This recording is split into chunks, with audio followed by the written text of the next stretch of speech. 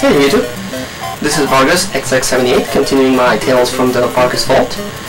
This time I want to make a video reflecting my thoughts and my personal history with Nintendo. I am a huge Nintendo fan ever since I played the very first console that came out, and I followed the company through thick and thin, through all the ridicule and all the jokes it had to go through. But I wanted to just share my consoles with you guys and my personal thoughts on each one of them. The very first one I want to talk about is, of course, the one that started it all, for me anyway, the NES. I remember the Christmas when me and my brother got up and we saw this thing laying under the tree, and we were just like really excited to get a chance to play it, and we popped in the game that came included with this, Super Mario Brothers / Duck Hunt. And we were really happy with this. I mean, Super Mario Brothers was a really innovative game at the time. I mean, most games, you know, I got a chance to play at the arcades, were only trying to get the best score. But this one, you actually had an objective. You had to save the princess. And Duck Hunt was just a really fun shooter game. But this little console has come up with some incredible gems. I mean, a lot of the franchises nowadays came from the Nintendo. I mean, who can forget games like the whole Super Mario series, especially Super Mario Bros. 3, the Ninja Gaiden trilogy, the Castlevania trilogy, Gradius, Life Force, both Metal Gears, the Teenage Mutant Ninja Turtles trilogy. I mean, this just has an incredible library of games. I think it has a total of 800 games. But I'm trying to get the games that impacted me in my childhood for this little system. With that, I actually have some box accessories. I have a boxed set of NES controllers. The ones that came with the system still work, but you know, it's always good to have extra controllers in case they break. And I have a boxed zapper. Same thing, the one that comes with the system works okay, but always better to have a backup, especially if it's boxed. So I was really happy with the Nintendo, and you know, reading magazines like Nintendo Power or Club Nintendo, I read that Nintendo was going to make the jump to 16-bit. One Christmas, I woke up and I found this little baby under the tree. The Super Nintendo. I remember popping in Super Mario World, and you know, I was a believer right then and there. What they did with their Mode 7 was really make games look way better than the NES. They have classics like, of course, Super Mario World, Yoshi's Island, Super Mario RPG, The Legend of Zelda: A Link to the Past, the Donkey Kong trilogy, you know, Super Punch-Out. I mean, the Nintendo has the biggest game library, but I think this one has the best game library. There are just classic games on this console, and pound for pound, I think this one, the Super Nintendo, has the best library of all the systems. I have two box accessories for that. I have the Super Game Boy. The second box accessory I have is the Super Scope. Now compare this to the Zapper, and it's a big difference. I mean, the Zapper's a gun, this thing's a freaking bazooka. Technology moves on, and Nintendo with it. And, you know, they went, did all they could with the 2D platformers. They decided to make the jump to 3D. Nintendo went ahead and released the Nintendo 64. Now this is how you do 3D right. When I popped in Super Mario 64, I was, you know, amazed at how incredibly good it played, how incredibly good it looked. It was just a really fun game. The only problem with the 64 is that it didn't have a game packed in, so you had to buy it separately. The Nintendo and the Super Nintendo had, you know, Super Mario Brothers, and the Super had Mario World. So not having a game boxed in with the console was, you know, kind of disappointed. But the control was really innovative. I mean, they had analog stick that really changed the way you would play games, and they had some really cool gems here. This system is the home to, in my opinion, the greatest game of all time. It's a perfect game.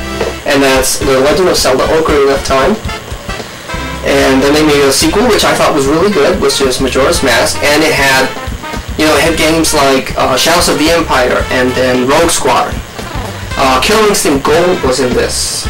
Super Mario 64, of course, like I mentioned. Hybrid Heaven, which is a game, an RPG made by Konami, which I thought was just awesome. The cruising games were fun. They had some Mortal Kombat. It was just, really cool. And it doesn't have the awesome library that the Super Nintendo has, but it still has a really good library, even if it is the smallest one. And boxed with this, I only have one of the Nintendo 64 game organizers.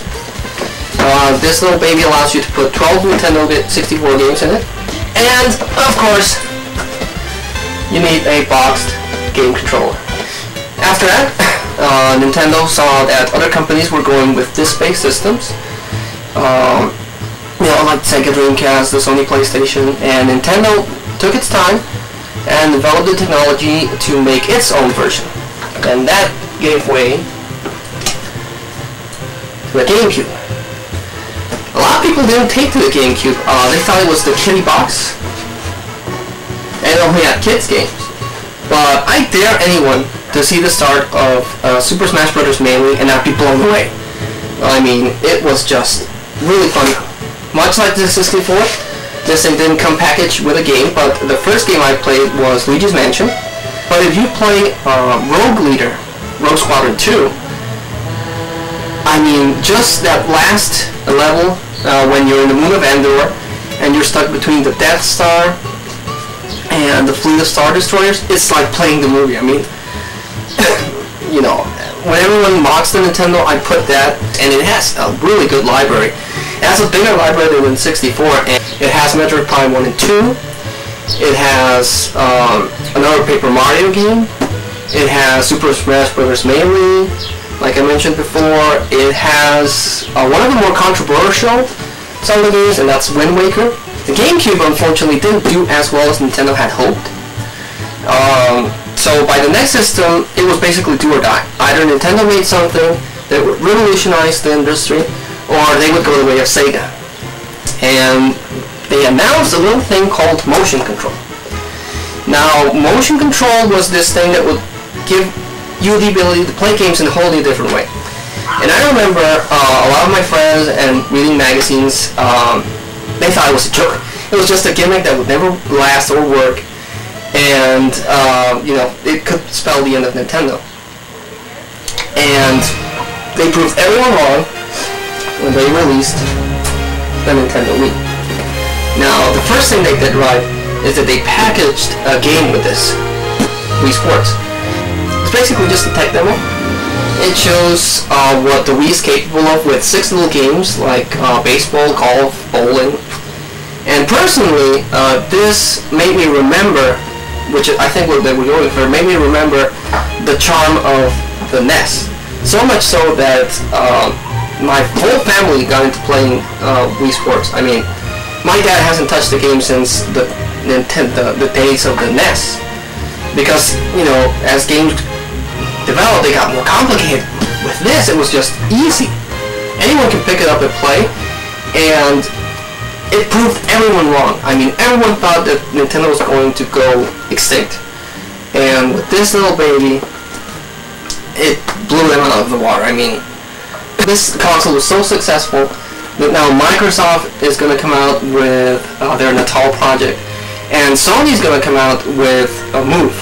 And, for companies that said that this was a joke, to realize its potential, its success, and then come up with their own technology, really says something about it.